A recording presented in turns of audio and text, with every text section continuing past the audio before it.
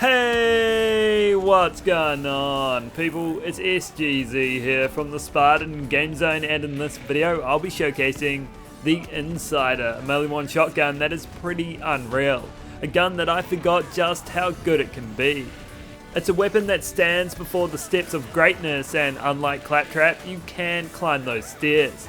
I'll be explaining what it does, where you can get one, and which Vault Hunters can amplify its damage better than the rest. If you enjoyed the video, I'd appreciate it if you could drop a like, and hey, maybe you could even subscribe, and let's crack into it.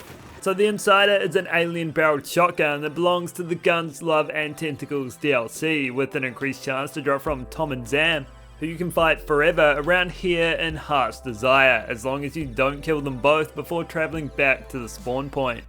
The Insider comes in a number of different variations, consuming 2 to 4 ammo in its 5, 6, 10 or 12 pelleted versions.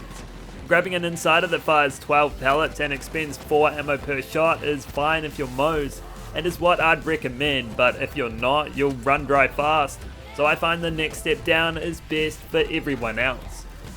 It's not like your regular melee one weapon, as it has absolutely no charge time, allowing you to hold down that trigger and unleash round after round without the initial delay.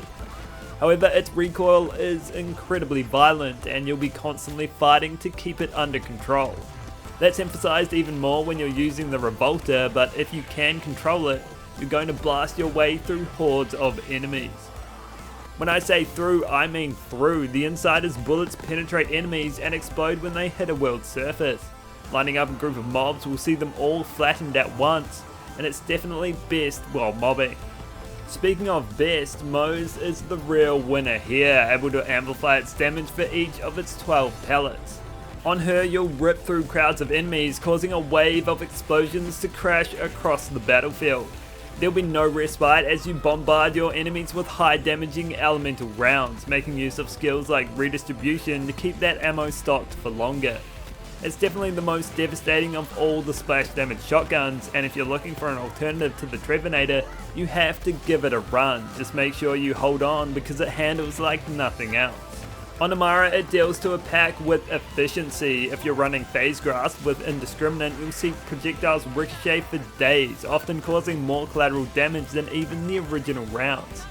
Because it's made by melee one, you have those elements to work with too, and triggering a damage over time effect on your opponents is often enough to wipe them dry.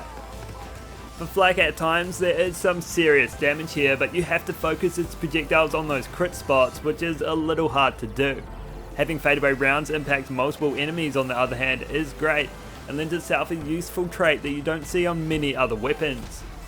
If you run Zane, it's a lot of fun. He is going to see the most aggressive recoil of them all, but when you're flying about so fast, it's hard to notice. The key for him is lining up those enemies, and thanks to his movement speed, that's incredibly easy to do, allowing you to get maximum reward for its piercing rounds. Overall, the Insider is a good shotgun, and if you're Mo's, it's fantastic. If you rock the gunner, you should definitely pick one up now if you haven't already. For the others, you're not going to see the excellence that she sees, but it's still a worthwhile weapon.